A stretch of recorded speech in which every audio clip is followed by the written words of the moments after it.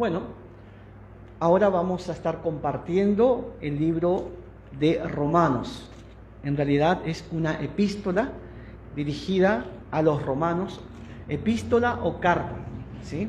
Y es a partir de hoy vamos a estar probando a través del Facebook Live para que podamos tener también acceso a más personas o más personas accesos a este estudio bíblico que vamos a estar transmitiendo, enseñando en forma directa.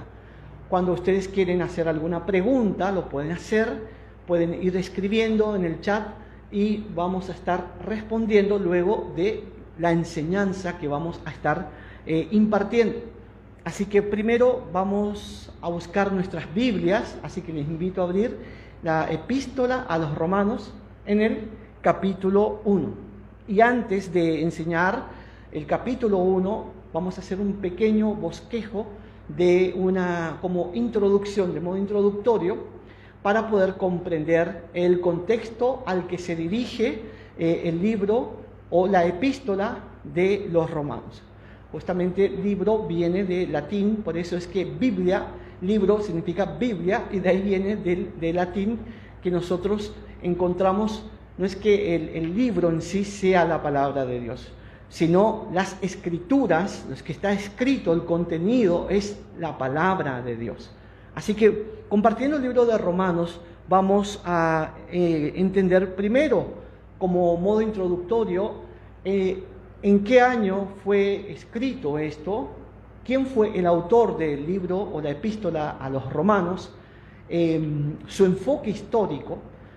Y nosotros tenemos que, cuando estudiamos la palabra, tenemos que comprender que la exégesis en sí hace que la exposición de la palabra se enseñe a sí misma.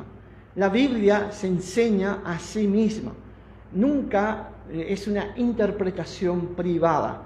Cuando nosotros queremos añadir o aportar algo a la palabra de Dios, entramos se corre el riesgo de entrar en una herejía o tergiversación. Se corre el riesgo de parafrasear los textos y llegar a lo que se llama, escuchamos por ahí, arrimarnos a un pretexto. Y no es bueno llegar al pretexto de la palabra del Señor, porque cuando el enfoque es bíblico, nuestra mentalidad se dispone a aprender. Y Romanos precisamente es una de las epístolas fundamentales para que nosotros lleguemos a la comprensión total de las Escrituras. A través de la epístola de los Romanos, nuestros pensamientos empiezan a tener un giro de 180 grados. No es la epístola de los Romanos como otras epístolas, ni tampoco como otra parte de la Biblia. No sacándole el valor a ninguno de los libros de la Biblia, no restando valor a los otros libros. Simplemente que Romanos se ha escrito ya en la trayectoria de la madurez espiritual del apóstol Pablo, de la madurez y de la trayectoria. Él había pasado por una etapa de prácticamente casi más de 20 años, se calcula que prácticamente 25 años haciendo la misión evangelística en las regiones de Asia Menor. Pablo había hecho su primer viaje misionero, su segundo, y en su tercer viaje misionero, o sea, después del tercer viaje misionero, Pablo había escrito, estando él en una ciudad allá de Asia Menor, en la provincia de Acaya, en una ciudad llamada Corinto, él estaba escribiendo esta epístola.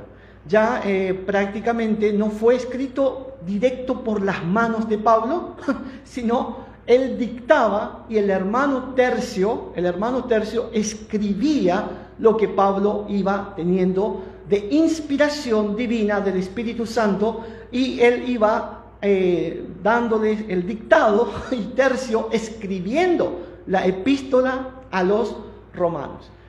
¿A quién fue dirigido? A los creyentes que estaban en Roma. Y no solo a los creyentes, sino a todos los que estaban en aquel lugar, porque el anhelo de Pablo era tener puertas abiertas para predicar el Evangelio. Precisamente eso es la misión del Evangelio, ser dispensadores de la gracia de Dios.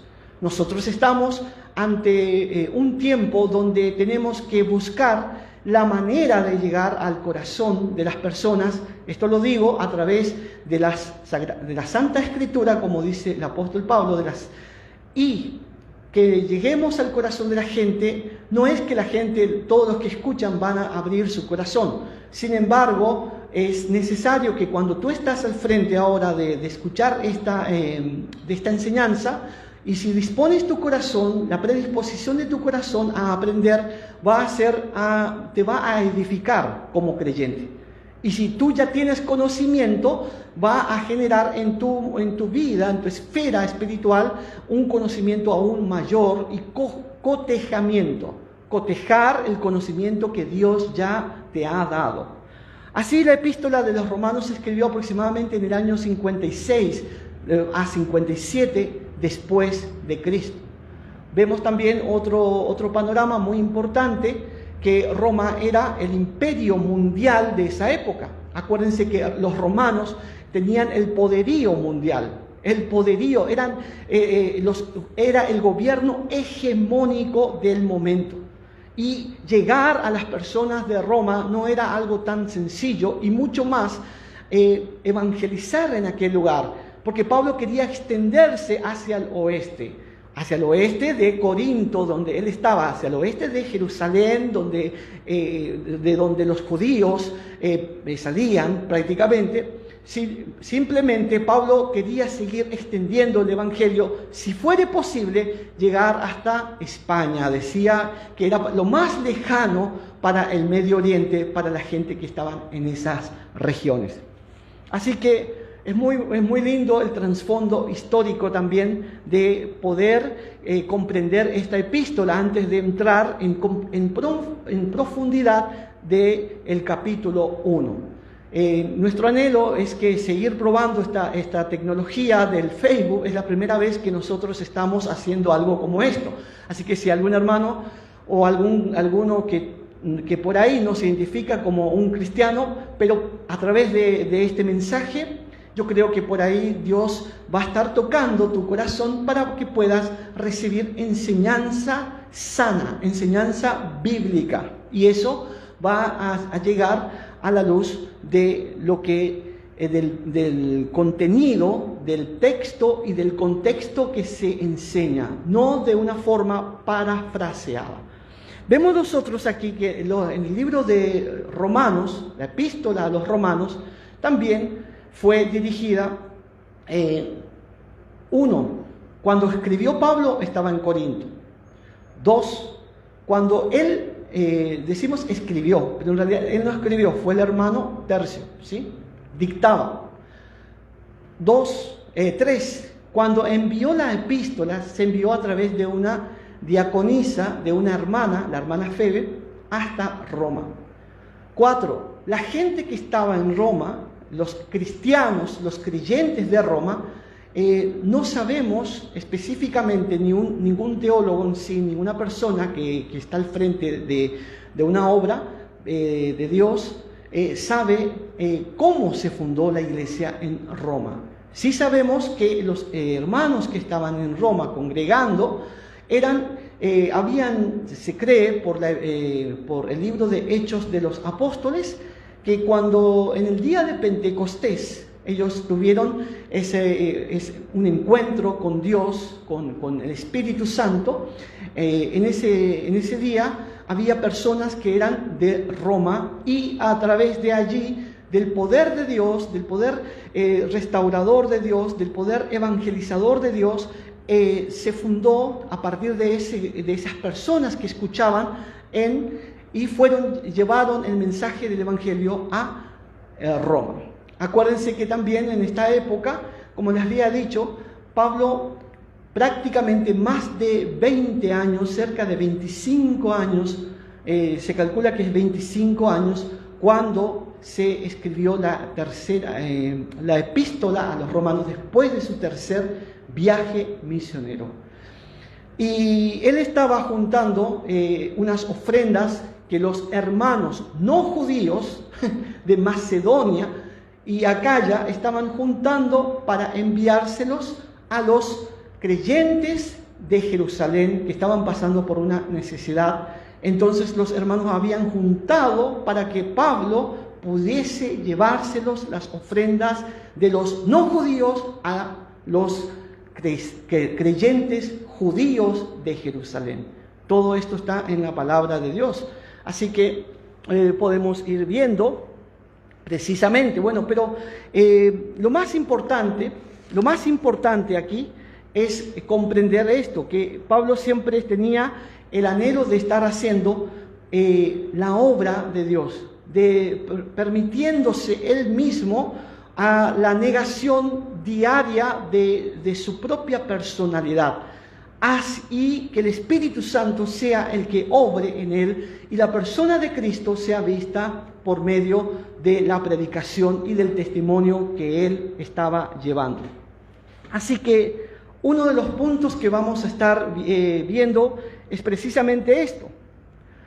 ¿Desde qué ciudad entonces estuvo escribiendo Pablo?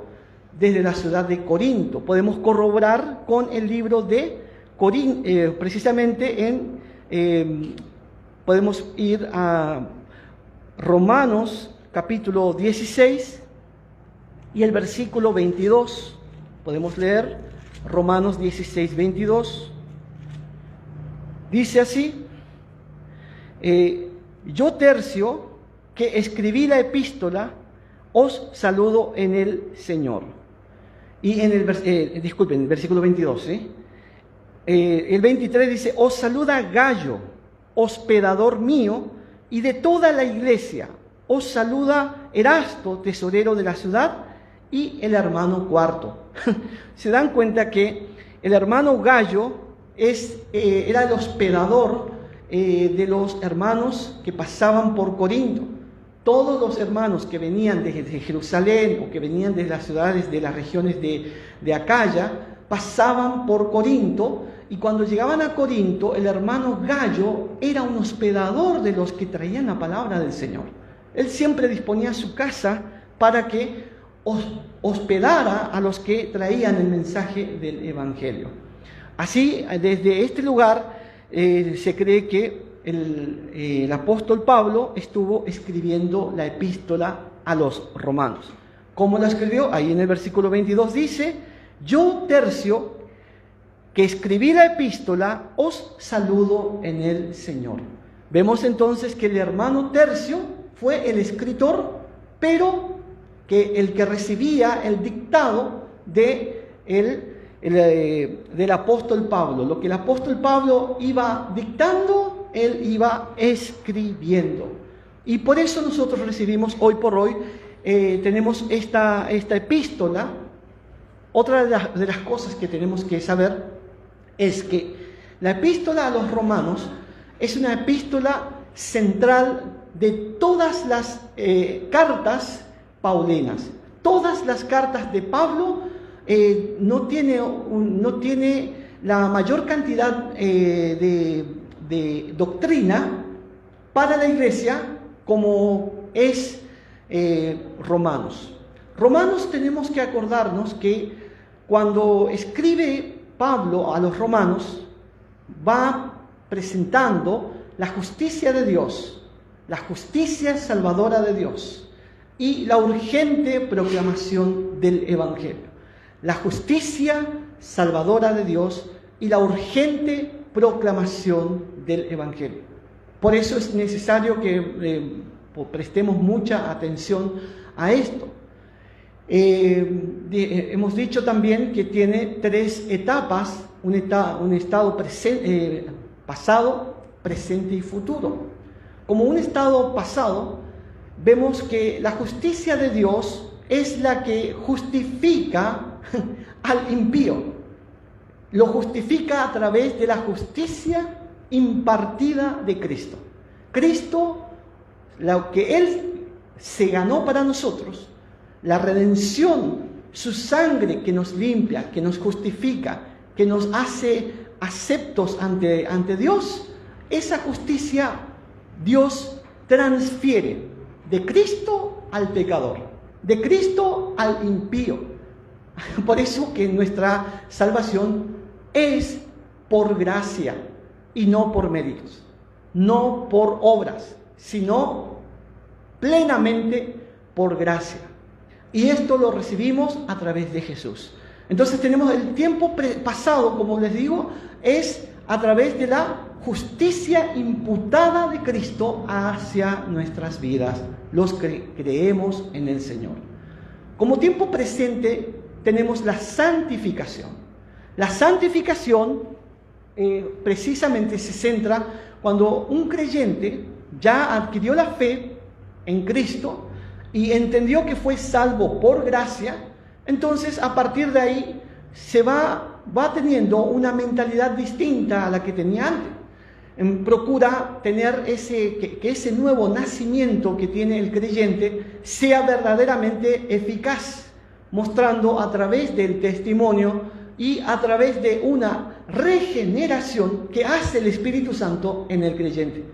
Por eso es importante comprender que la persona que procura por su testimonio y tener una consagración, apartamiento para Dios, esas personas están en una vida santificada, consagrada, de consagración. Entonces esa es una etapa presente, mientras que el alma está en el cuerpo y nosotros podemos ser dispensadores de la gracia de Dios. Así que luego tenemos el tiempo futurista o el tiempo futuro, en donde el cristiano espera la glorificación, que es la glorificación del cuerpo, cuando el cuerpo recibe lo que se denomina la resurrección o la transformación del cuerpo glorioso de todos aquellos que esperamos a Cristo, que morimos con Cristo y morimos en Cristo. No es la misma cosa decir morir con Cristo que morir en Cristo. Son dos términos totalmente distintos. Así que uno muere con Cristo desde el momento que cree y se identifica con el Señor, y tanto es así que quiere llegar a una de las doctrinas fundamentales del Evangelio, que es también el bautismo. Entonces uno muere con Cristo, es sepultado con Cristo. Las aguas bautismales es un sello que hace que el cristiano se identifique con la sepultura de Cristo, entonces con Cristo, y la resurrección con Cristo. O sea que ya prácticamente a partir de ahí nuestras vidas tienen un pensamiento distinto. Toda persona que estudia no solo Romanos, sino cualquier parte de la Biblia, tiene que acordarse de que tiene que armarse de un pensamiento de la mente de Cristo. O sea que primero, la mente de Cristo, ¿cómo funciona? Funciona así. Cuando la Biblia se empieza a estudiar, se estudia por libros.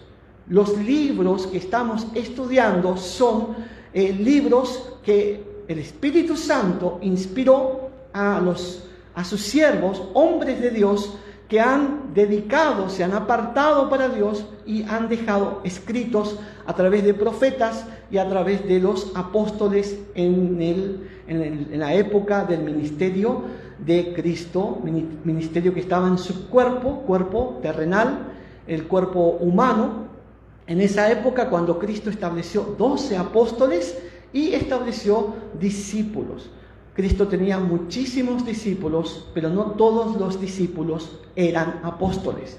Solamente lo que Él designó, que eran 12 apóstoles que estaban con Cristo todo el tiempo durante los 3 años y medio de su ministerio.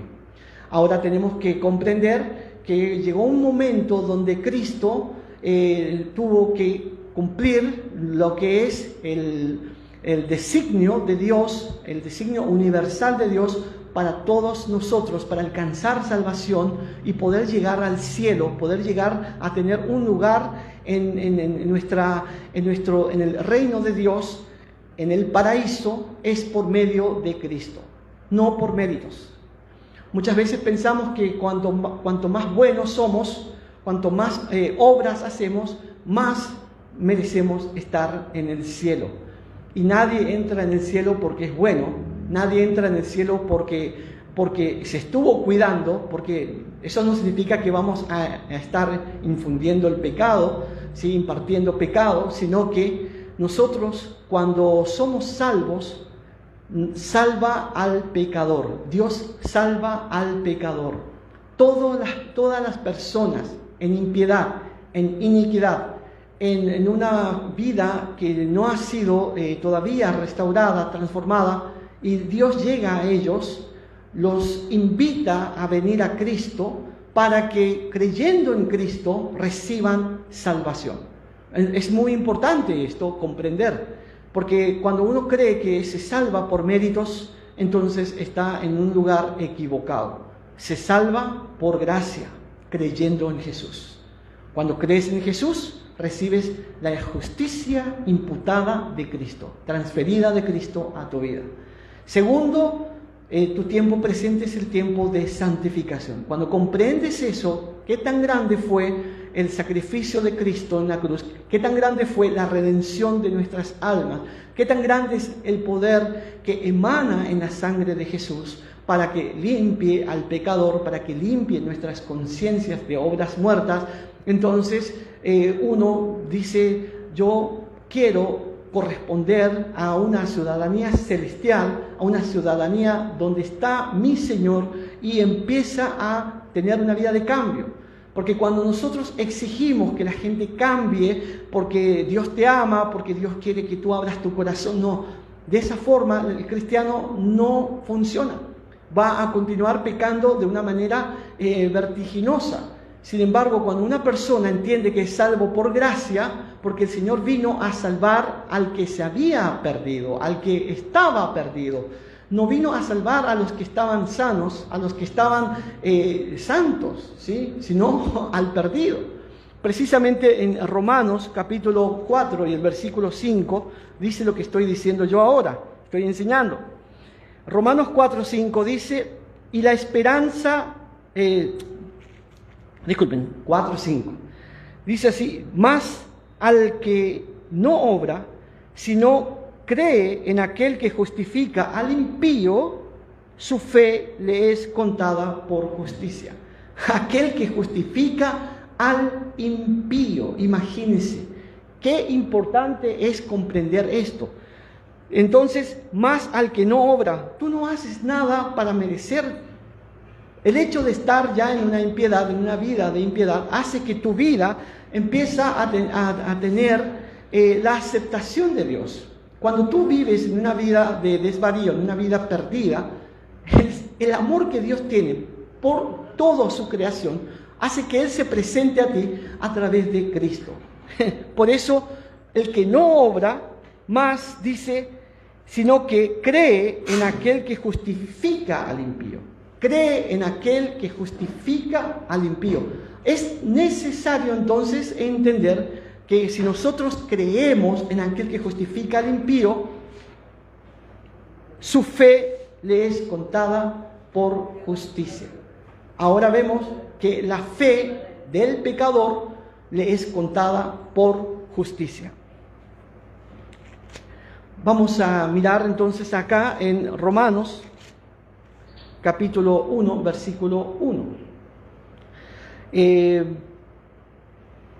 Si leemos Romanos 1:1, dice así, Pablo, siervo de Jesucristo, llamado a ser apóstol, apartado para el Evangelio de Dios. Fíjese que dice Pablo, siervo de Jesucristo. ¿Cómo se presenta Pablo? Pablo se presenta como siervo de Jesucristo. Él no se está presentando como directamente con otro tipo de título, sino se presenta con el emblema más grande que pueda tener un cristiano. Imagínense, se presenta como siervo de Jesucristo. La palabra siervo viene precisamente de esclavo.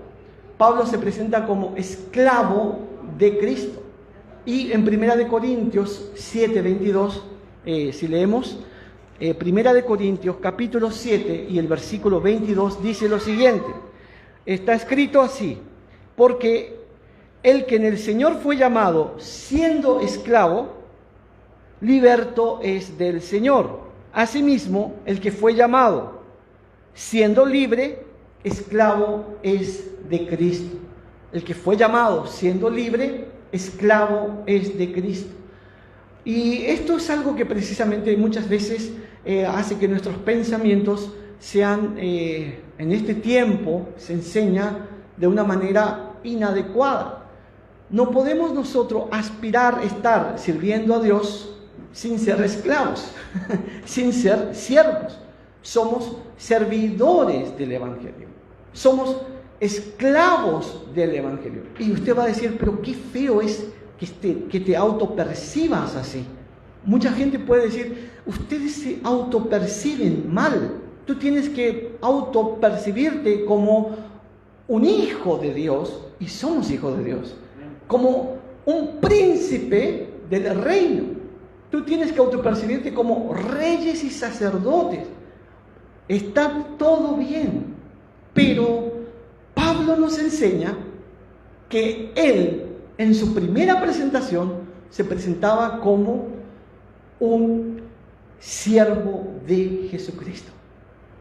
Y dice acá, llamado a ser apóstol. Llamado a ser apóstol. Ahora viene, yo sé que muchos de los que me están viendo en el Facebook Live ahora mismo, en directo, en vivo, van a tener una pequeña diferencia, pero no es lo que yo digo, sino lo que la Biblia dice. Y el contexto en el cual nosotros estamos enseñando es un contexto hermenéutico y exegético. Significa que tiene que ser plenamente a la luz de la palabra. La Biblia se enseña con la Biblia. La Biblia no se enseña con interpretaciones privadas, sino tal cual como está escrito. Y uno de los puntos que nosotros, o sea, al menos tenemos un pensamiento firme, yo sé que muchos cristianos que anhelan aprender bien y sujetarse a la palabra de Dios, entienden que el tiempo de los apóstoles es el fundamento que los apóstoles han dejado para nosotros. Los apóstoles que nosotros estamos viendo en la palabra de Dios, para ser apóstol, tiene una condición. En el libro de Hechos capítulo 1, si miramos Hechos capítulo 1 y el versículo, podemos leer desde el 22 hasta el 23, bueno, desde el 21 hasta el 23. Dice Hechos capítulo 1, 21 al 23, es necesario pues que de estos hombres que han estado juntos con nosotros todo el tiempo, que el Señor Jesús entraba y salía entre nosotros, comenzando desde el bautismo de Juan hasta el día en que de entre nosotros fue recibido arriba. Uno se ha hecho testigo con nosotros de su resurrección. Y señalaron a dos, a José llamado Barsabás, que tenía por sobrenombre Justo, y a Matías. Y orando dijeron, tú Señor, que conoces los corazones de todos, muestra cuál de estos dos has escogido para que tome la parte de este ministerio y apostolado de que cayó Judas por transgresión para irse a su propio lugar. Y les echaron suertes, y la suerte cayó sobre Matías, y fue contado con los 11 apóstoles. Vemos entonces que tiene dos condiciones para ser apóstoles. Uno es que haya estado permaneciendo todo el tiempo durante el ministerio terrenal de Cristo. Y el segundo, es el más importante desde mi punto de vista también bíblico, es ser testigo ocular. Y no por lo que yo diga, sino por lo que el contexto dice de este texto que estamos tomando, que dice así, en el versículo 24 nuevamente, en el 22, comenzando desde el bautismo de Juan hasta el día que de entre nosotros fue recibido arriba. Uno se ha hecho testigo con nosotros de su resurrección. O sea, tenemos dos condiciones para ser apóstol. Uno, haber estado en los días del ministerio de Cristo, en los días de su carne. Y dos, ser testigo ocular, físico. Físicamente lo tenían que ellos estar viendo presencialmente de la resurrección de Jesucristo. Si estas dos condiciones no cumplían, entonces no podían ser llamados apóstoles. Por eso, y muchos de los que hoy por hoy utilizan el texto, pero no en el contexto, van a Efesios, y guarda con esto, porque al ir a Efesios y están sacando del contexto, es algo muy, es prácticamente para generar el pretexto que están utilizando en estos tiempos, ¿sí? Efesios capítulo 4, vamos a mirar, y dice así en el 4,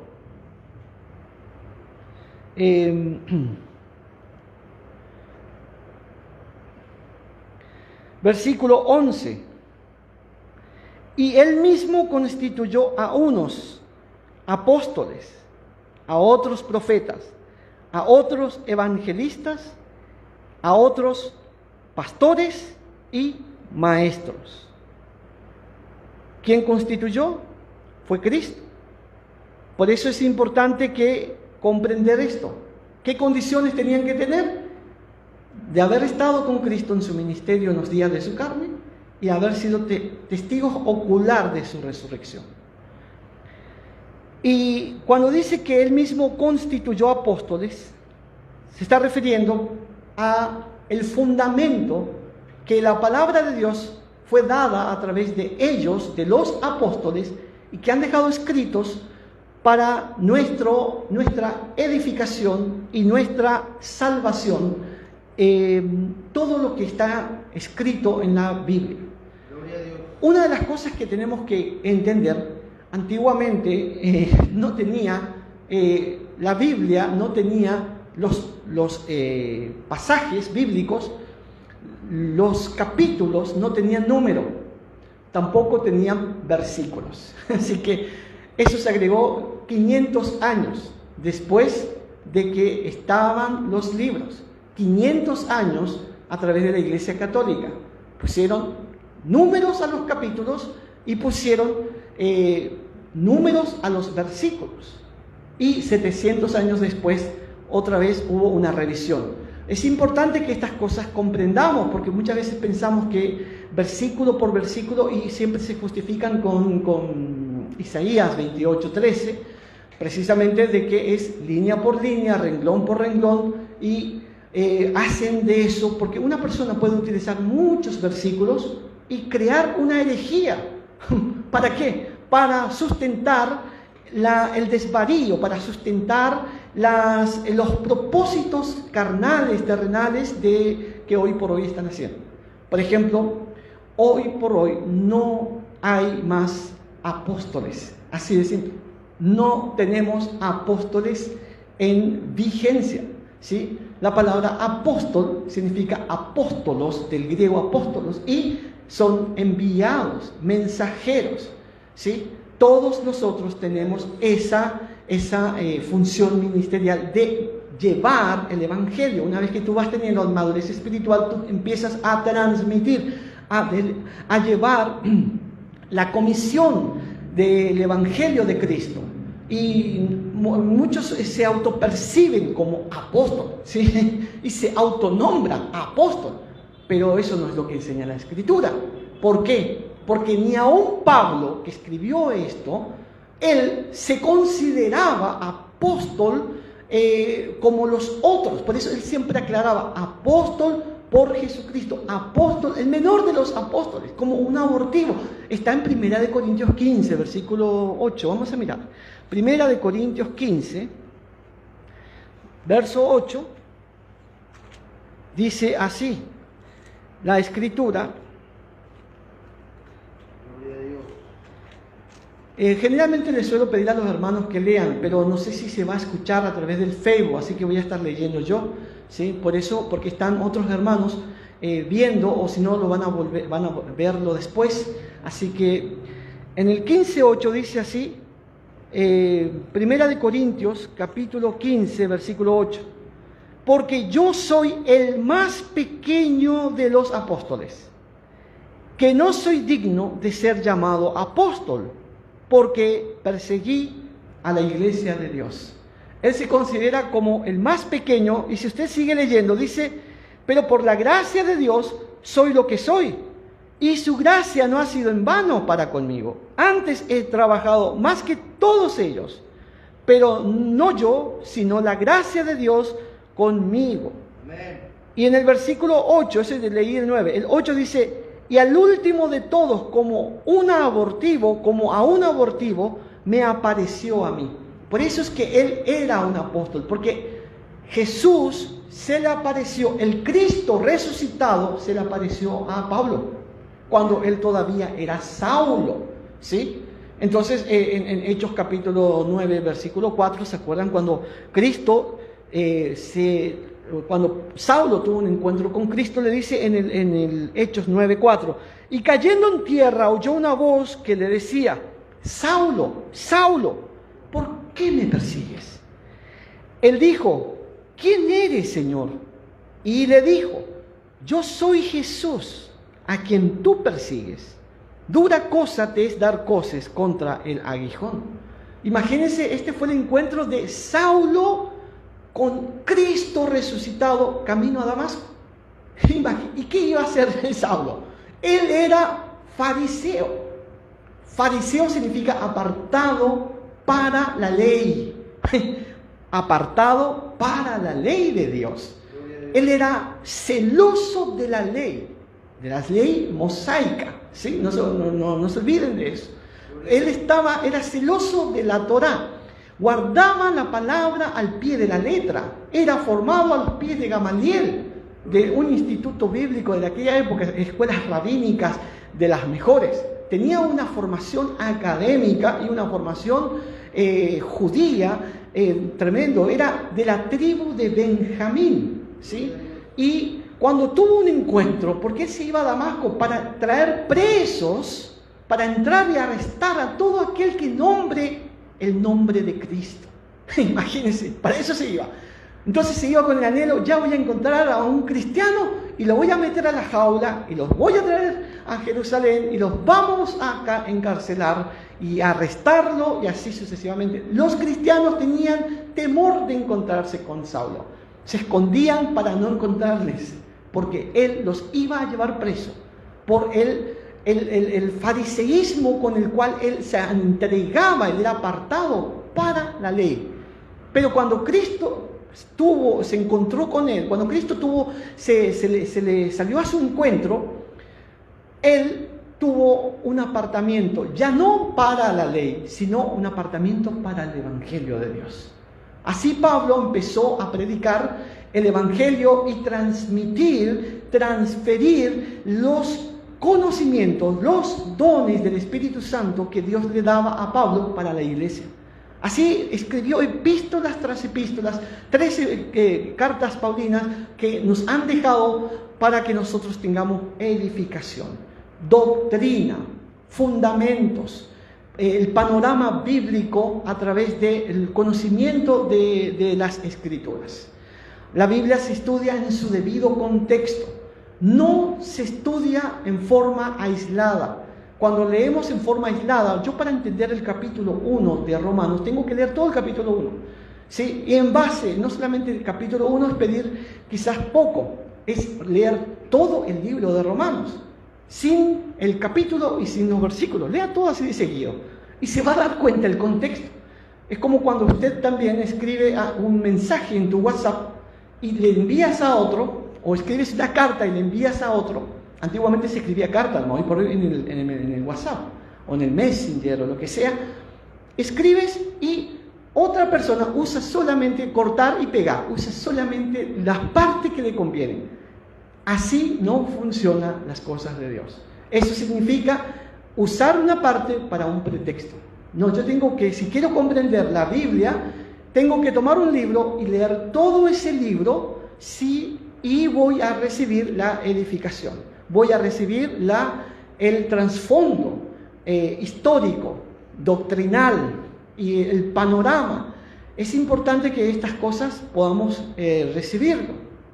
Últimamente se enseña de una forma precipitada la Biblia y se toman textos aislados que hace que se transformen en herejías. Pero yo puedo usar una parte de un texto o cortar el video y usar esa parte justo en una parte donde estoy hablando de un error y cortan y suben. Como se hace hoy por hoy, se hacen memes y se hacen esas cosas usando una parte donde inclusive ni siquiera es el mensaje en sí, sino están usando una parte para un pretexto. Así también hacen con la Biblia. Eso significa tomar un texto fuera de su contexto. Así que tenemos que tener mucho cuidado y de transmitir una doctrina que son verdades bíblicas fundamentales para la iglesia, teniendo en cuenta los elementos de la doctrina que tenemos, ¿sí? La doctrina bíblica, para que tengamos edificación de esto, de lo que Dios quiere enseñar. Estaba diciendo, no tenemos apóstoles en vigencia en estos tiempos, ¿sí? Ustedes van a decir, pero ¿cómo que no? Y el apóstol, no sé, hay muchos ahora, pero se autoperciben. Tú te puedes autopercibir como el hombre, no sé, la Mujer Maravilla o el hombre, póngale el nombre que quiera, Superman, ¿sí? Tú te puedes autopercibir como, no sé, otro, como el que quieras allí. Tómalo como quieras, pero así no es como la Biblia nos enseña. O sea que los apóstoles las bases y fundamentos que ellos nos dejaron son para que nosotros tengamos edificación. Y a través de la doctrina que están escritas, que son verdades bíblicas, nosotros recibimos edificación. Te van a decir mucho, yo sé que muchos por ahí van a decir, no es lo que a mí me enseñaron. Yo tengo el apóstol Superman. No importa que tengas el apóstol Superman. Quiero que sepa que Dios no es lo que enseña eso por medio de las Escrituras, ¿sí? Nuestros pensamientos tienen que estar armados del pensamiento bíblico, nuestro pensamiento bíblico. Ahora, sí tenemos que tener mucho cuidado porque sé que cuando sacamos algo fuera de lo que es... mire, cuando nosotros vemos acá en Apocalipsis 22, si usted va rápido a Apocalipsis 22 y lee, es muy lindo lo que vemos allí, vamos a comprender algo muy importante.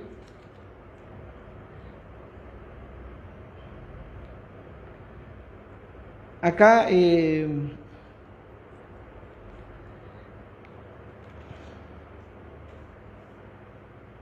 disculpen, 21, vamos a Apocalipsis 21, ¿sí? Vemos nosotros aquí el versículo 16 en adelante, dice, la ciudad se hallaba establecida en cuadro y su longitud es igual a su anchura, y él midió la ciudad con la caña y 12,000 estadios, la longitud, la altura y la anchura de ella son iguales. Luego sigue la palabra y vamos a encontrarnos aquí en versículo 21, dice, las 12 puertas eran 12 perlas, cada una de las puertas era una perla, y la calle de la ciudad era de oro transparente como vidrio. Luego sigue el 22, y no vi en ella templo, porque el Señor Dios Todopoderoso es el templo de ella y el Cordero. La ciudad no tiene necesidad de sol ni de luna, que brillen en ella, porque la gloria de Dios la ilumina y el Cordero es su lumbrera. Dice, y las naciones que hubieran sido salvas andarán a la luz de ella, y los reyes de la tierra traerán su gloria y honor a ella. Sus puertas nunca serán cerradas de día, pues allí no habrá noche. Y cuando nosotros vemos aquí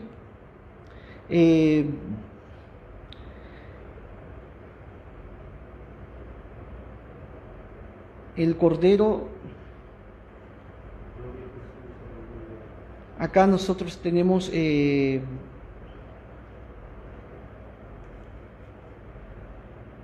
vamos a mirar el versículo.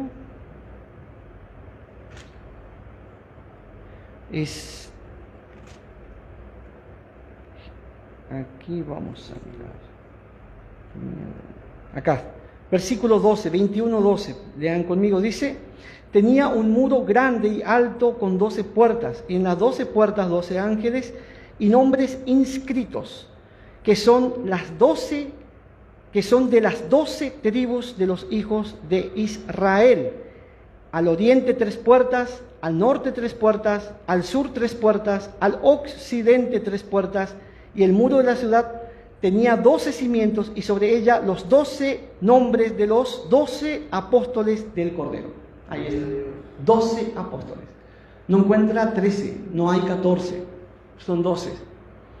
Fíjese, Apocalipsis 21:12, entonces dice, es importante que esto lo comprendamos. Tenía un muro grande y alto con 12 puertas, y en las puertas 12 ángeles y nombres inscritos, que son los 12 de las tribus de los hijos de Israel.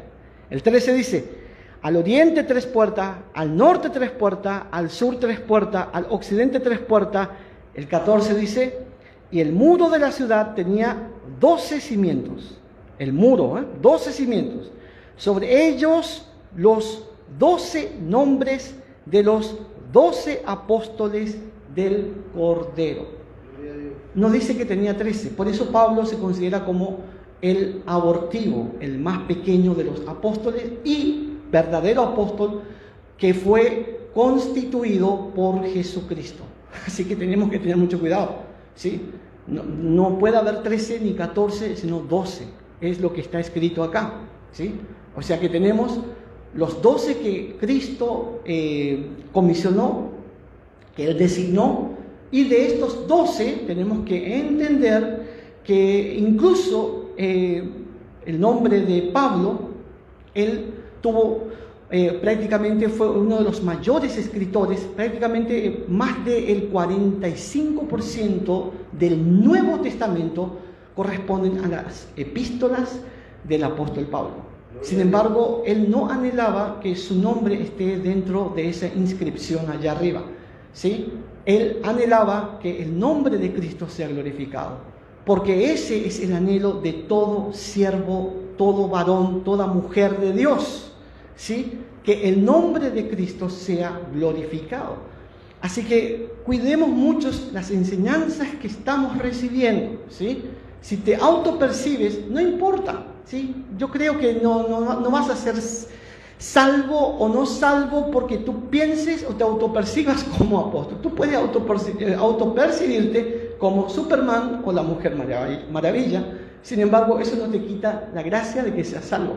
¿Sí? Acuérdense. O sea, ¿qué error tienen los que se autoperciben apóstol? Yo pienso en mi punto de vista, es decir, en mi opinión, no bíblico, sino que una manera de autopercibirse. Esa es mi opinión, ¿sí? Ahora, lo que la Biblia enseña, ellos no están en vigencia con ese tipo de ministerio. Eso es lo que enseña la palabra de Dios. Y cuidamos mucho lo que la Biblia nos enseña. Pablo, para que sea apóstol, tiene que tener una designación. Acá en Gálatas capítulo 2, ¿sí? Gálatas capítulo 2 nos enseña precisamente versículos 7 al 8, dice: antes, por el contrario, como vieron que me había sido encomendado el evangelio de la incircuncisión, como a Pedro el de la circuncisión, pues el que actuó en Pedro para el apostolado de la circuncisión, actuó también en mí para los gentiles. Así que es importante entender, Pablo, apóstol a los gentiles. Y él se autopercibía como el menor de los apóstoles. Y se consideraba como un abortivo. Por eso, muchos, como estaba diciendo, se esfuerzan, muchos siervos, los que deberían ser verdaderamente. El ser un siervo, un esclavo de Cristo, es algo. Para nosotros debe ser un panorama, un marco personal, un marco retórico uno de los mayores de nuestra forma de autopercibirnos. ¿Por qué? Ser siervo es algo grande, un llamamiento grande. ¿Sí? Servir es un ministerio grande. Sin embargo, el que es siervo se esfuerza por ser apóstol. Y Pablo, siendo un apóstol, se esforzaba por identificarse como un siervo. Así que son cosas tan importantes que debemos entender. Ahora, si yo voy a querer agradarle a otras personas, a otros consiervos, yo siempre voy a estar dando palmaditas en la espalda y diciéndole qué lindo eres, qué lindo es tu mensaje, qué linda es tu predicación, y acomodarme para que ellos me den un aplauso. Y con ese aplauso mi cara va a estar contento y no voy a llevar dolores de cabeza en mi casa. ¿Por qué? Porque precisamente estoy buscando la aprobación de los otros y no la aprobación de Dios.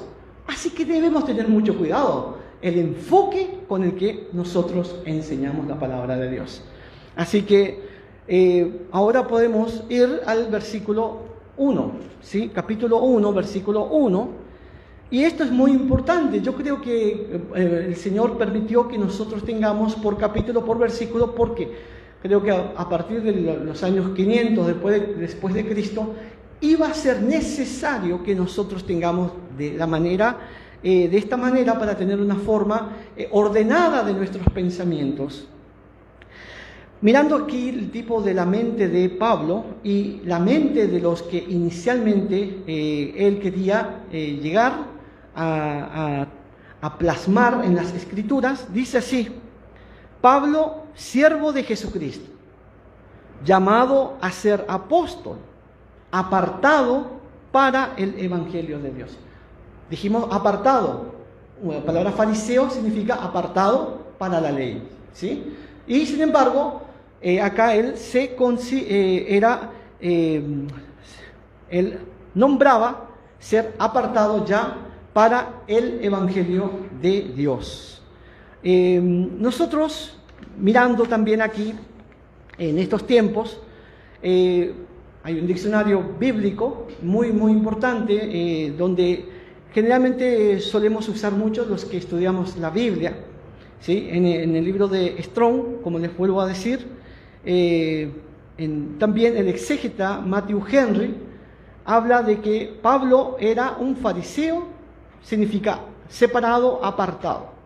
Eso es lo que escribe el exégeta Matthew Henry. Ahora mira acá el versículo 2, dice que él había prometido antes por sus profetas en las Santas Escrituras. Mire, aquí se puede apreciar las promesas de Dios, el cumplimiento de todo el Antiguo Testamento en el Nuevo Testamento. ¿Cómo es eso? Hay una fusión significa unión. ¿Entre quién? Entre el Antiguo Pacto y el Nuevo Pacto.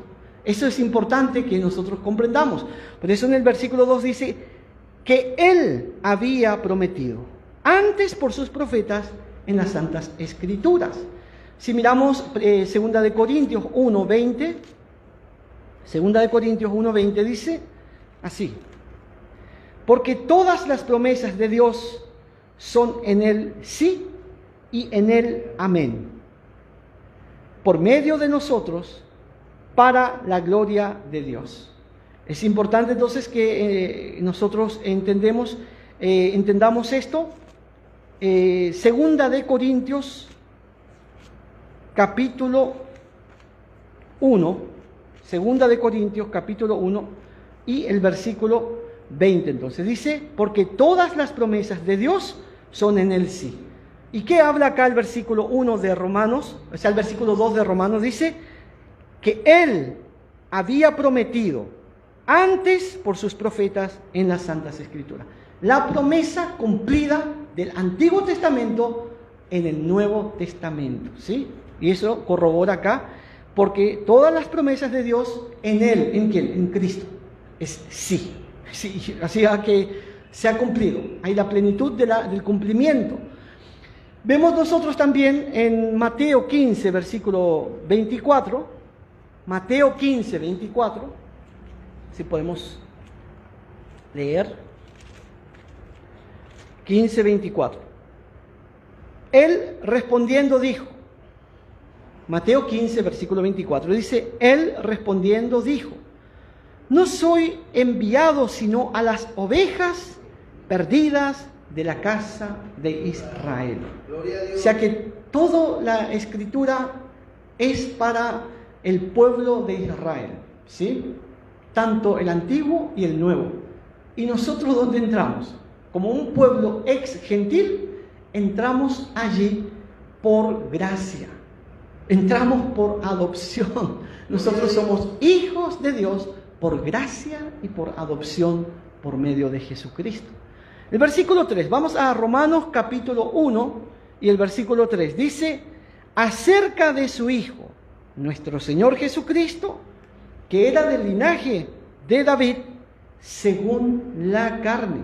Linaje de David según la carne. Miren, el rey David era del linaje de Judá, su padre Isaí, pero toda su descendencia venía del linaje de Judá, del cuarto hijo de Jacob, o sea, Israel.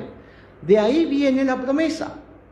Así que por eso dice acerca de su hijo, y hijo está en mayúscula, fíjense en su Biblia, está en mayúscula, nuestro Señor Jesucristo, en el Romanos 1:3, dice que era del linaje de David según la carne. O sea que siendo Jesús perfectamente Dios y perfectamente humano, ¿sí? Perfectamente Dios y perfectamente humano.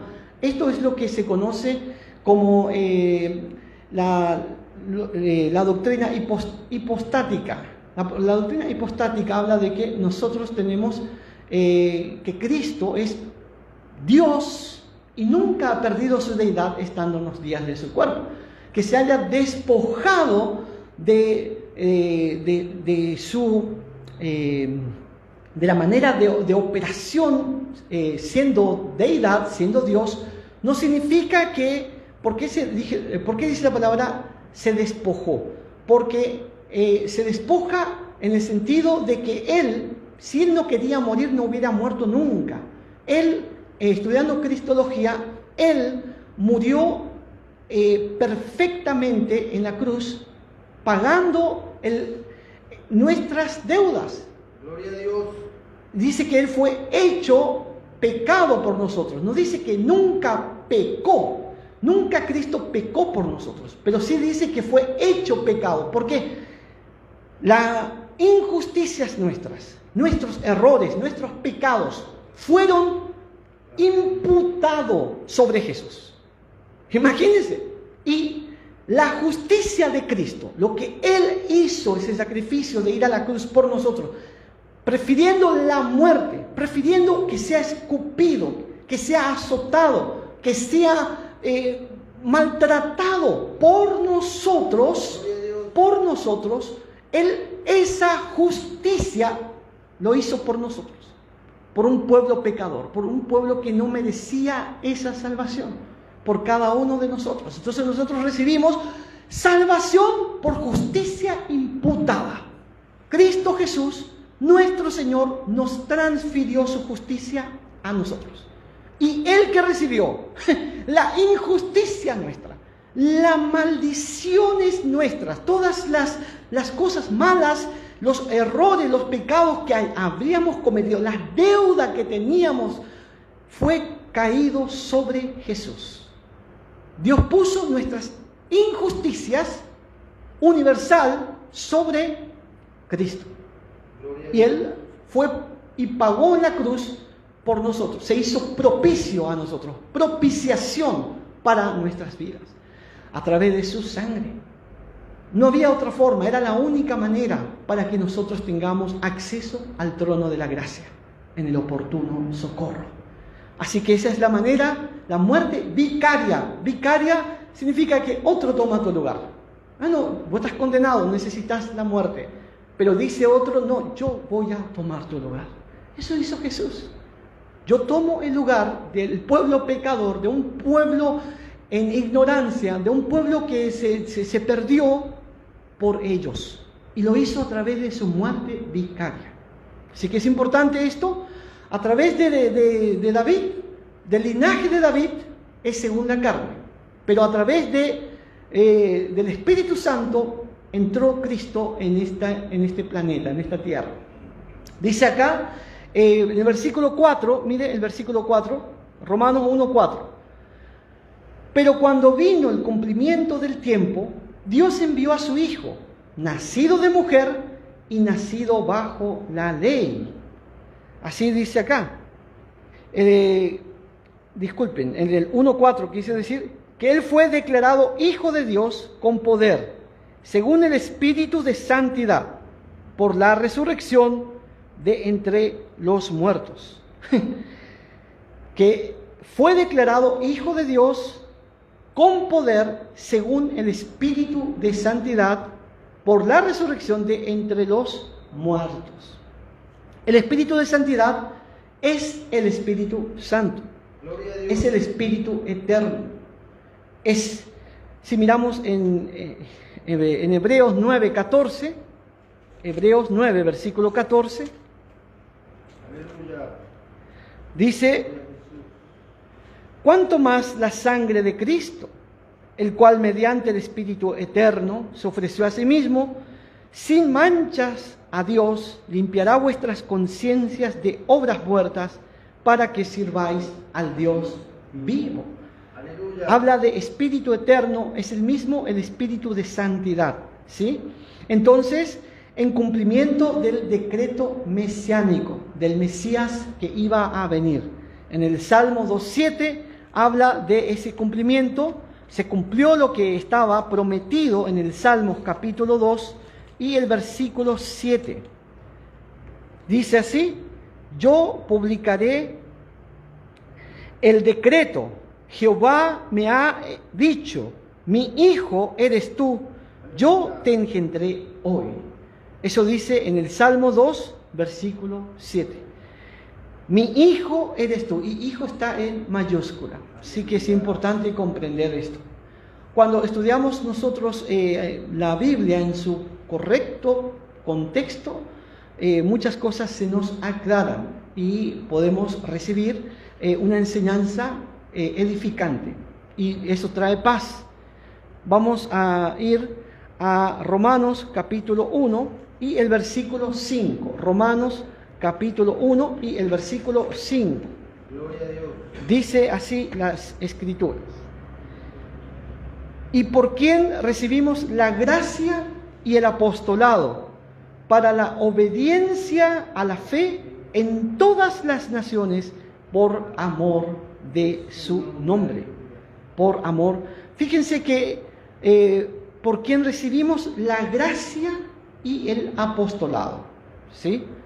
Nosotros entendemos esto. Gracia, el favor no merecido. Apostolado es el mensaje, y debemos llevar como mensajeros de Dios ese favor no merecido a otros. Se llama dispensadores de la gracia, precisamente, ser evangelistas. Debemos evangelizar, debemos discipular. Y acá en el versículo 5 nos enseña por quien recibimos la gracia, ¿sí? La gracia proviene de la palabra gratificante, que sería charis en griego, charis. Entonces, gracia es charis, que significa gratificante. También espiritualmente, merecer aprobación o congraciarse o favor o gozo. Eso es lo que está escrito en Strong, ¿sí? 2002. El favor que se describe como gracia es aplicado especialmente si no ha sido ganada ni merecida. Una persona que no ganó ni se mereció y recibe como regalo eso es gracia. La gracia, ¿cómo vino? Vino por Jesucristo, en tanto que la ley fue dada por medio de Moisés. Pablo, como los otros apóstoles, recibieron esta gracia. No a todos los creyentes, pero los que han sido encomendados llevaron la comisión apostólica para la obediencia a la fe, y siendo obedientes alcanzaron las naciones por amor de su nombre. Es necesario comprender esto. Y en el versículo 6, entre las cuales estáis también vosotros, llamados a ser de Jesucristo. ¿De quién eres? ¿A quién perteneces? Yo pertenezco a Jesucristo. Creo que esa es la forma que debemos declararnos nosotros, ¿sí? La declaración de un siervo es de un siervo de Dios, de un hijo de Dios, es esta.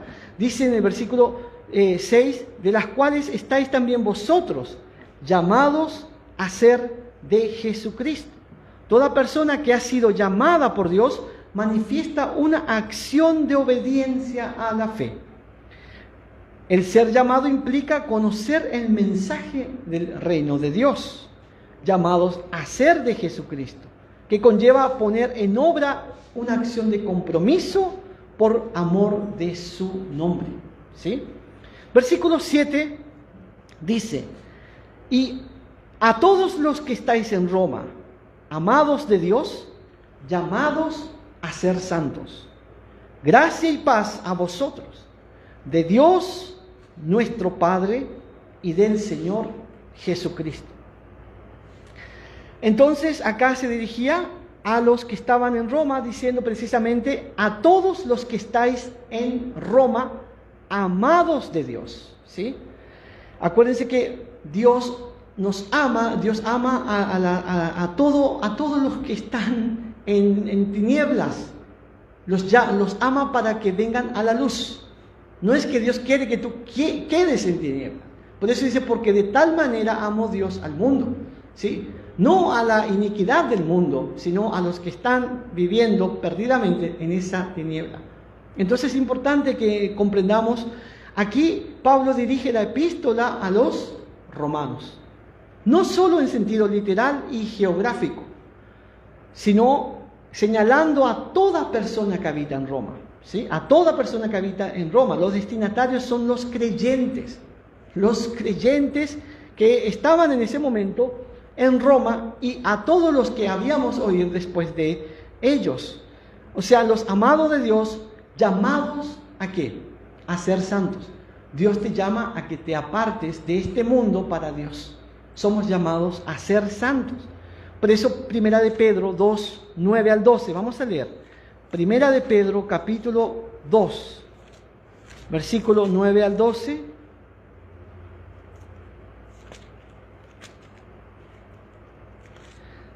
Primera de Pedro, capítulo 2, versículo 9 al 12, dice: obteniendo el fin de vuestra fe, que es la salvación de vuestras almas.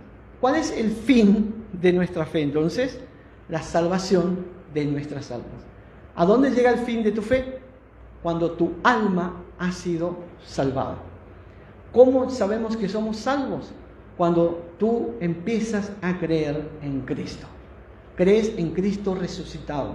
Crees que Cristo es tu Redentor, es tu Salvador.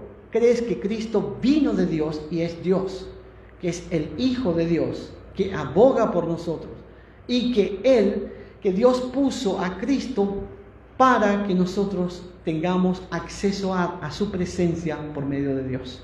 Jesús es el único camino entre Dios y los hombres, Jesucristo, nuestro Señor.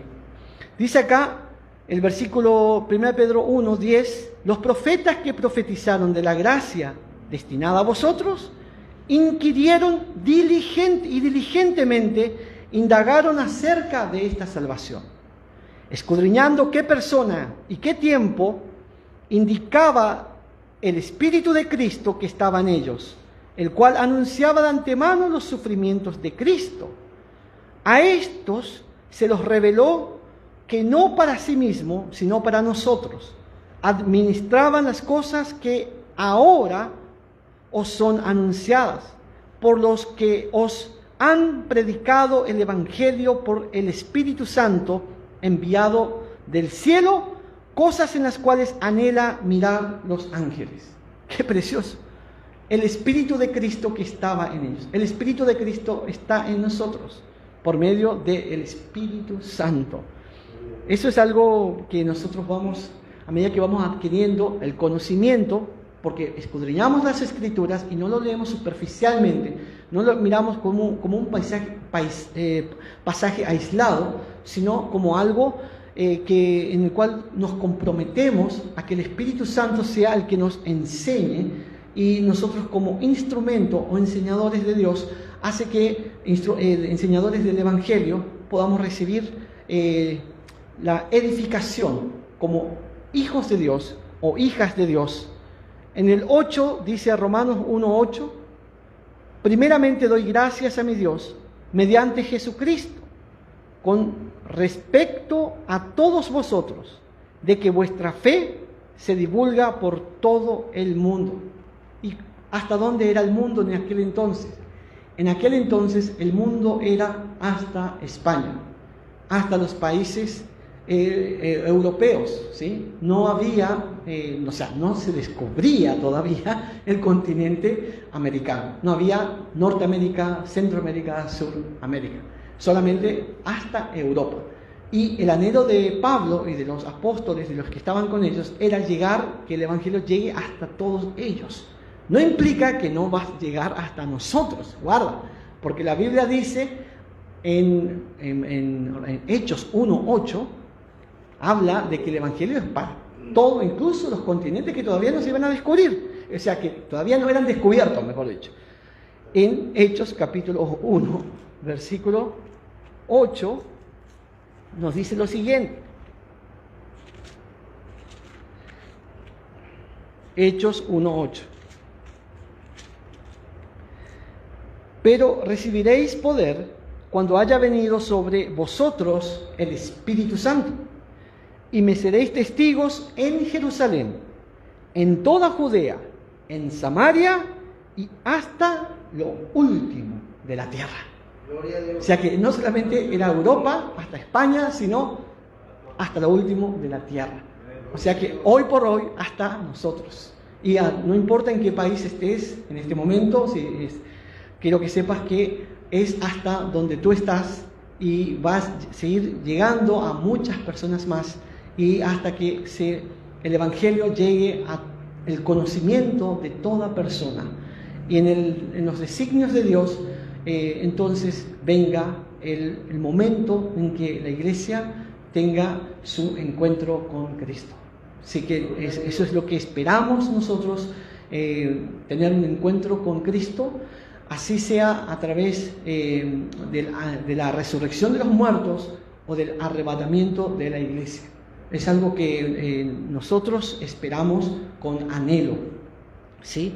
El versículo 8 entonces dice: primeramente doy gracias a Dios, a mi Dios, mediante Jesucristo, respecto a todos vosotros, de que vuestra fe se divulga por todo el mundo. La fama de los cristianos romanos, siendo Roma la capital de todo el imperio romano, era tan notable que la fe de los creyentes era extendido por todo el mundo, motivo por el que Pablo manifiesta su gratitud a Dios y nos enseña que la dirección de todas las oraciones deben ser dirigidas mediante Jesucristo. Toda oración se dirige por medio de Jesús, no por otro nombre. No hay otro nombre por el cual podemos dirigirnos a Dios. A veces se nos enseña, dirígete a Dios, pero por medio de este intercesor. Dios no se maneja así, no se maneja por intercesores, sino los intercesores somos nosotros cuando estamos presentando una necesidad a Dios, pidiendo a Dios por la petición de alguna persona que está pasando por un motivo de necesidad, de angustia, de lo que fue, de la circunstancia que esté atravesando. Nosotros intercedemos por ellos. Pero no solamente están los intercesores de carne y hueso, que son hijos de Dios, sino también están nuestro intercesor primordial, que es Jesucristo. Cristo Jesús intercede por la iglesia. ¿Y cómo lo hace? A través de otro intercesor que lleva nuestra oración a Dios, que es el Espíritu Santo. O sea que entonces estamos hablando de tres intercesores, ¿sí? Es Cristo, el Espíritu Santo y los creyentes. Los tres somos intercesores, ¿sí? Entonces, ¿cómo se trabaja la oración entonces? Cuando nosotros intercedemos, o sea, presentamos la necesidad de alguien delante de Dios, recibe Cristo esa intercesión. ¿Pero cómo? por medio del Espíritu Santo que está en el creyente. Así que es importante que esto lo comprendamos. Dice acá en el versículo 9, porque testigo me es Dios, a quien sirvo en mi espíritu, dice, en el evangelio de su Hijo, de que sin cesar hago mención de vosotros siempre en mis oraciones. Y eso es algo que siempre doy hincapié, de no comprometerse a orar por alguien si no vas a hacerlo, porque no puedes hacerle a Dios mentiroso. Sin embargo, cuando tú te comprometes con alguien a ser un intercesor, de orar por esa persona, tienes que cumplirlo y tienes a tu favor a Dios como testigo, ¿sí? Entonces un hermano te dice, hermano, estoy pasando por esta necesidad, te pido que ores por mí. ¿Y tú qué tienes que decirle? Si realmente eres un hombre de Dios, una mujer de Dios, vas a decir, cuando dices amén, pasas a un compromiso espiritual. Entonces tú estás diciendo, me comprometo a presentar esa necesidad delante de Dios por medio de Cristo, que va a hacerlo a través de el Espíritu Santo. Entonces, ¿a quién tienes como testigo? Tienes a Dios. Cuando tú le dices, alguien te dice, puedes orar por mí, hermano, estoy pasando por una necesidad, y tú le dices, amén, y no oras, entonces el Espíritu Santo te va a quebrantar.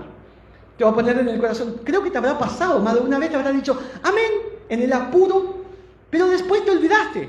Y después cuando estás orando, el Espíritu Santo te trae en la mente esa persona o esa necesidad.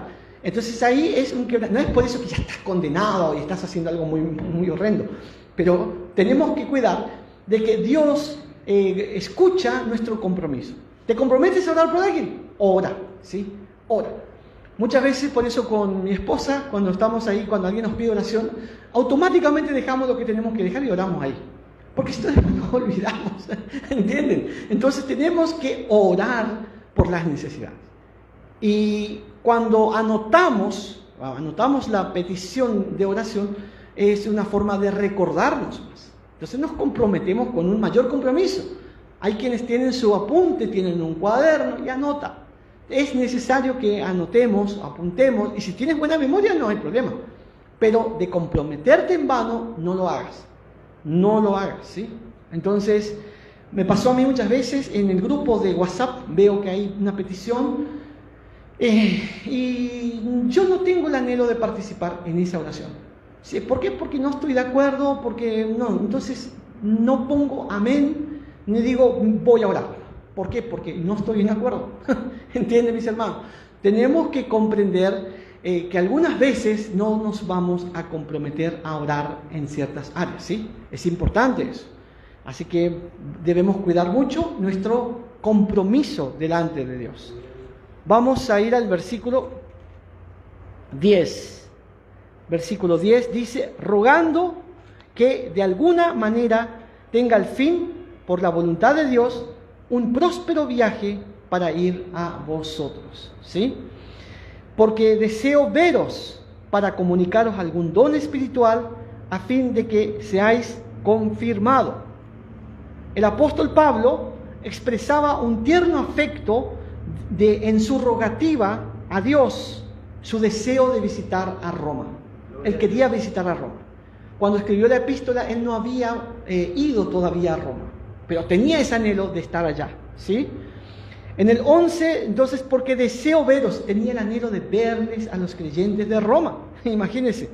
En cuanto a don espiritual, se refiere a dones que vienen del Espíritu Santo, ¿sí? Entonces, en 1 Corintios 12:4 dice, ahora bien, hay diversidad de dones, pero el Espíritu es el mismo. De igual manera, uno de los más grandes acontecimientos, así como la confirmación de los dones espirituales, era de recibir el Espíritu Santo por la imposición de las manos de los apóstoles. Guarda. Por eso hay que leer siempre la Biblia en su debido contexto, cada libro. Una de las maneras que recibían el Espíritu Santo era a través de la imposición de las manos de los apóstoles, ¿sí? Otra de las formas que recibían el Espíritu Santo, y es la que está actualmente, ahora mismo, es a través de creer en Cristo. Cuando tú crees en Jesús, tú recibes el Espíritu Santo, ¿sí? No hace falta que venga una persona humana y ponga sus manos sobre tu cabeza para que recibas el Espíritu Santo. ¿Cuándo recibes el Espíritu Santo? Cuando tú crees en Jesús. Cuando tú dices, creo que Cristo es el Mesías, que Cristo es mi Redentor, que Cristo es mi Señor, que Cristo es mi Salvador, que resucitó de entre los muertos, y tú pides ahí, Señor, así como creo en ti, quiero recibir tu Espíritu Santo. Quiero que sepas que seguro y de seguro has recibido el Espíritu Santo en tu vida. Porque el Espíritu Santo está con los que creen en Jesucristo. ¿Sí? ¿Se acuerdan que el apóstol Pablo preguntó en el libro de Hechos de los Apóstoles, capítulo 19, si nosotros miramos un ratito, Hechos de los Apóstoles 19, en el versículo 2, bueno, podemos leer desde el 1 y 2, dice así: aconteció entre tanto que Apolos estaba en Corinto. Pablo, después de recorrer las regiones superiores, vino a Éfeso hallando a ciertos discípulos. En el versículo 2 dice, les dijo, ¿recibisteis el Espíritu Santo cuando creísteis? Y ellos le dijeron, ni siquiera hemos oído que hay Espíritu Santo. Es importante esto comprender. Ni siquiera hemos oído que hay Espíritu Santo. Y Pablo estaba viendo a ciertos discípulos que estaban ahí predicando el Evangelio, y no entendían que ellos habían recibido al Espíritu Santo cuando creemos. Por eso le pregunta acá, y les dijo, ¿recibisteis el Espíritu Santo cuando creísteis? Y ellos le respondieron, ni siquiera hemos oído si hay Espíritu Santo. ¿Sí? Es tremendo, ¿no? O sea que algo que nosotros tenemos que percatarnos es que el Espíritu Santo se recibe cuando uno cree, y creer en Jesús. Así que ahí recibimos Espíritu Santo. ¿Se entiende? Es importante que si quieres preguntar algo, puedes escribir en el chat. Seguramente vamos a estar viendo después y vamos a estar respondiendo a eso, ¿sí? Luego de estar enseñando esto, porque tenemos que comprender esto a la luz de las Escrituras. En Gálatas 3, versículo 2, Gálatas capítulo 3 y el versículo 2 dice, esto solo quiero saber de vosotros, ¿recibisteis el Espíritu Santo, por eso pone en mayúscula, por las obras de la ley o por el oír con fe? Imagínense, ¿recibisteis el Espíritu por las obras de la ley o por el oír con fe? Cuando oyes con fe, recibes el Espíritu Santo. Si tú tienes esa disposición de creer en Dios, de creer en Cristo resucitado, tú vas a tener al Espíritu Santo que va a enseñarte, a guiarte, a conducirte a Dios en toda la etapa de tu vida. ¿Sí? Así que Romanos, yendo de vuelta a Romanos, ya el capítulo 1, a ver, no sé si me avisan el horario porque yo a veces me voy del horario. Sí, porque estamos en el Facebook Live. 20:30. Nos hemos pasado un poco, pero bueno, no importa. Podemos un poquitito más, ¿sí? un poquitito más para ir terminando, y bueno, es importante esto. Ahora bien, el versículo 12 dice, Romanos 1:12, esto es para ser mutuamente confortados por la fe que nos es común a vosotros y a mí.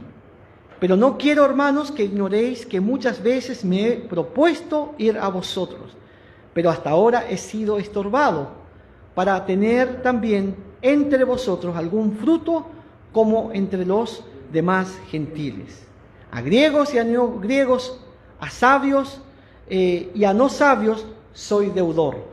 Así que en cuanto a mí, pronto estoy a anunciaros el Evangelio también a vosotros que estáis en Roma.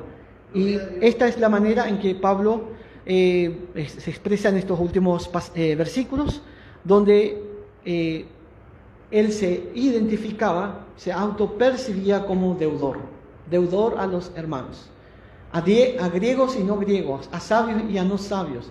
Él se consideraba un deudor a todos, porque es la forma que debemos considerar a los demás, como superiores a nosotros mismos. Como servidores del Evangelio, siempre tenemos que tener esta postura, ¿sí? Y decir así, como él: así que en cuanto a mí, estoy a anunciaros el Evangelio también a vosotros que estáis en Roma. Él anhelaba pasar hasta Roma para llevar el mensaje del Evangelio a ellos.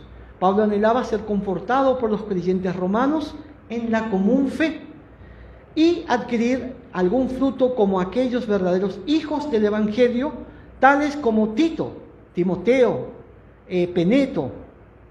Por eso decía: a griegos y a no griegos, a sabios y a no sabios, soy deudor. Así que en cuanto a mí, pronto estoy a anunciaros el Evangelio también a vosotros que estáis en Roma. En primer lugar, podemos notar el desempeño de Pablo en su comisión apostólica a los gentiles de predicar el Evangelio a todo tipo de personas, a todos hacía mención de sí mismo como deudor, como los demás hermanos que recibían y se gastaban para las necesidades del ministerio de Pablo. Los hermanos siempre estaban atentos a las necesidades de Pablo, a pesar de que él trabajaba con sus propias manos haciendo tiendas. El tiempo de él era demasiado exhaustivo. Sin embargo, aún así, siempre hay personas que lo ayudaban para el ministerio apostólico de llevar la comisión, la gran comisión, a todo tipo de personas, no solamente a los romanos, sino a todas las regiones de Asia que él había establecido iglesias, edificado creyentes en la fe. Él había hecho bastante recorridos durante 25 años, haciendo distintos viajes misioneros, como le he hablado. Hizo 3 tipos de viajes, no vamos a explicar ahora, ya estamos terminando, pero él había hecho esos viajes confirmando la fe de los creyentes, comunicando dones espirituales del Espíritu Santo a los creyentes y sobre todo para establecer la doctrina de Cristo a las iglesias, doctrinas que son esenciales, fundamentales y bíblicas. Así que si usted pone su pregunta, vamos a estar contestando en el Facebook de la iglesia y vamos a llegar hasta aquí con el Facebook y vamos a continuar con el culto de la iglesia, la enseñanza.